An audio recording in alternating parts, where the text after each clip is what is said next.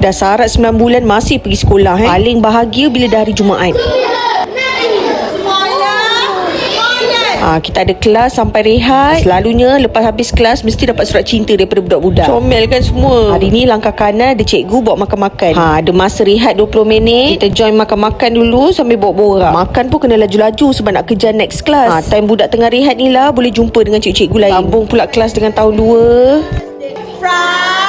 Lepas tu sambung kelas muzik pula dengan tahun 3. Tepat pukul 12.30 hari, jom kita balik. Bila hari Jumaat rasa sekejap je masa berlalu. Muka pun banyak happy sebab dah weekend. Sempat lagi Kak Asnah bagi barang-barang cuci newborn dia. Terima kasih Kak Asnah. Sebabkan balik awal Nana dengan kawan-kawan Nana pergi rasmikan Seremban Gateway 2 dulu. Kita orang makan inside scoop sebelum Daniel pergi solat Jumaat. Masing-masing tengah lapar, order pula aiskrim banyak. Sebelum balik kita singgah dulu rumah Wan Ato. Wan dah bekalkan lauk tengah hari. Nana singgah masjid sekejap tengok old baby balik solat Jumaat.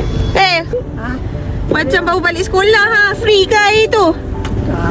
Sampai je rumah masing-masing semangat makan lauk Wan. Lepas asar susun barang-barang baby apa yang patut. Mirul pasang rak baru baby. Kebetulan parcel Nana pun sampai. Ni pad dalam bentuk panties. Selama ni nak pakai yang ni punya. Tapi ni 5 pieces mahal Yang ni 30 pieces tak sampai RM20. Boleh jimat banyak Dah ujung-ujung ni bila batuk senang terkencing-kencing. Boleh sarung pakai ni je. Nana pun standby untuk pakai lepas beranak nanti. Yang ni pun Nana beli lepas baca komen. Ramai cakap selesa pakai and tak mudah bocor. Bos kecil dah balik school nak kena layan dia pula. Okey lah geng, bye.